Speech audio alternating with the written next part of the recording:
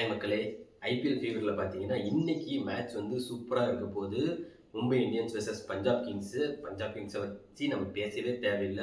அவ்வளோ சூப்பரான டீமை பில்ட் பண்ணி அவங்களும் வரிசையா வெற்றி அடைஞ்சு வந்துட்டு இருக்காங்க. லாஸ்ட் மேட்ச்ல ஸ்ரேயாஸ் ஐயர் வந்து புடுங்கி புடுங்கி அடிச்சாரு கிரவுண்டு ஃபுல்லா. அந்த வாக் இருக்கே முடிச்சுட்டு அந்த ஒரு வாக் போனாரு பாருங்க, செம்மையா இருந்துச்சு. அவங்கள பத்தி பேசணும்னு அவசியமே இல்லை. பேட்டிங்கா இருக்கட்டும் சரி, பவுலிங்கா இருக்கட்டும் சரி, எல்லாமே அவங்களுக்கு வந்து ஃபிக்ஸ்டு. ஆக்ஷன்லையும் கலக்குனாங்க. ரிக்கி பாண்டிங்கோட கோச் மென்டார்ஷிப்ல இன்னும் சூப்பராக பெர்ஃபார்ம் பண்ணிட்டு இருக்காங்க. இந்த வருஷம் பிளே ஆஃப்ஸ் கன்ஃபார்மாக போயிடுவாங்கன்னு நினைக்கிறேன். But on the other side Mumbai Indians பார்த்தீங்கன்னா தொடர்ச்சியாக தோல்வி அடைஞ்சிட்டே வராங்க. இன்ஃபேக்ட் நம்ம ப்ரிவ்யூ அனாலிசிஸ் எல்லாத்துலேயுமே பார்த்தீங்கன்னா மும்பை இந்தியன்ஸ் வந்து அவ்வளோ ரேட் பண்ணோம். போன வருஷமும் சரி, இந்த வருஷமும் சரி, on paper on the field வந்து ரொம்ப ரொம்ப பெஸ்ட்டான டீம்னு. ஏன்னா இந்தியன் கோரோட பாதி அங்கே தான் இருக்குது. திலக் வர்மா, சூரியகுமார் யாதவ், ஹர்திக் பாண்டியா, ஈவன் யாரு நம்ம ரோஹித் சர்மாவாக இருக்கட்டும், சாண்ட்னர் நியூசிலாந்து கேப்டனாக இருக்கட்டும், முக்கால்வாசி டீம், அதாவது மற்ற டீம்ஸும் நம்ம டீம்ஸ் சேர்த்து அங்கே நிறைய பேர் இருக்காங்க. அந்த டீமை வச்சுக்கிட்டு நீங்கள் தோற்று போயிட்டு இருக்கீங்க. ஃபர்ஸ்ட் பார்த்தீங்கன்னா எனக்கு தெரிஞ்சு ட்ரெண்ட் போல்ட் ரிதமில் வரல. பும்ராவையும் ட்ரெண்ட் போல்டையும் ட்ரை பண்ணி பார்க்கலாம். நீங்கள் ஓப்பனிங்லேயே ஏன் பும்ரா கொஞ்சம் லேட்டாக எடுத்து வராங்கன்னு தெரில.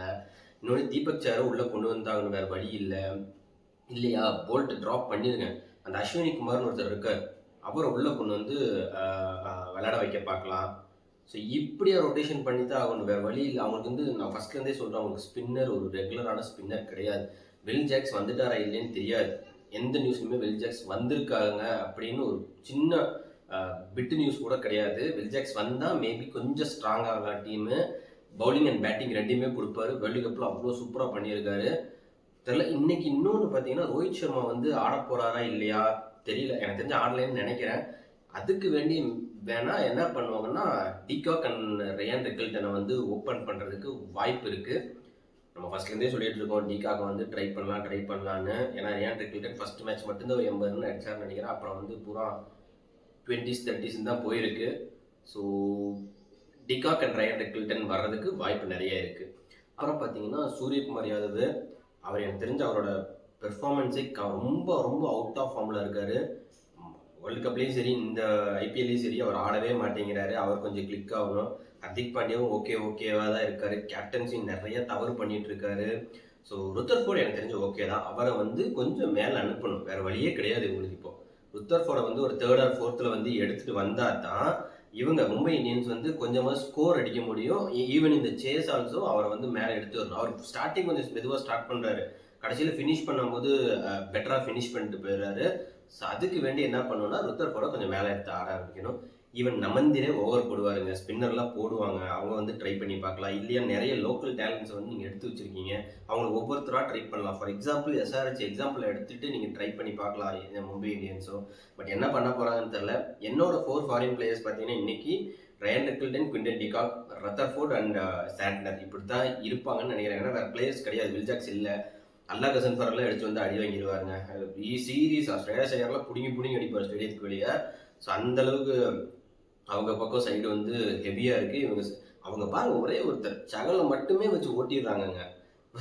வேறு யாருமே ஸ்பின்னர் எடுத்து வர மாட்டேங்கிறாங்க. மிஞ்சி போனால் ஹர்பித் பாரா எங்கேயாவது யூஸ் பண்ணுவாங்க இருக்கும். சகலை வச்சு சும்மா ஸ்பின்னர் போதும் எங்களுக்கு அப்படிங்கிற மாதிரி ஓட்டிடுறாங்க. குப்பர் கொண்டாடிலாம் இன்னும் ஓவரே போட ஆரம்பிக்கலை. அந்த அளவுக்கு சூப்பரான டீம் ஃபிக்ஸ் பண்ணி, ஈவன் அவங்களோட பேக்கப்ஸ் வந்து அவ்வளோ சூப்பராக இருக்குது.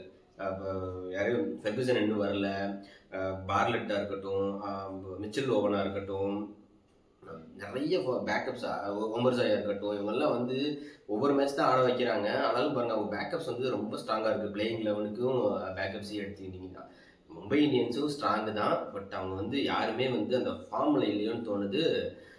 ஸோ இன்னைக்கு வந்து அவங்க வந்து கொஞ்சம் பார்த்தாடணும். ஒரு ஃபஸ்ட்டு பேட்டிங் போனாங்கன்னா ஒரு 225 to 230 அந்த ரேஞ்சு போனால் தான் பஞ்சாபை வந்து கொஞ்சமாக ரெஸ்ட்ரிக்ட் பண்ண முடியும். ஏன்னா லாஸ்ட் மேட்சே பார்த்துட்டு அவங்க எப்படி ஆடுவாங்கன்னு.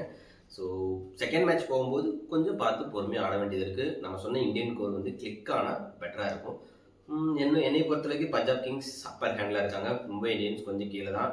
பாயிண்ட்ஸ் டேபிளில் இன்றைக்கி தோத்தாங்கன்னா இன்னும் கீழே போயிடுவாங்க. பார்க்கல எப்படி போகிறாங்கன்னு. நீங்கள் சொல்லுங்கள், எந்த லைனை போனால் மும்பை இந்தியன்ஸ் வந்து ஜெயிப்பாங்க அப்படின்னு. நம்ம சேனலுக்கு நீங்கள் ஃபஸ்ட் டைம் பார்த்தீங்கன்னா மறக்காமல் லைக் பண்ணுங்கள், கமெண்ட் பண்ணுங்கள், பெல் பட்டனை டிங் டாங் பண்ணுங்கள். அது மட்டும் இல்லாமல் சப்ஸ்கிரைப் பண்ணுங்கள். அப்போ தான் நான் போகிற வீடியோஸ்லாம் உங்களுக்கு நோட்டிஃபிகேஷன் வரும். Until then signing off from videos. By.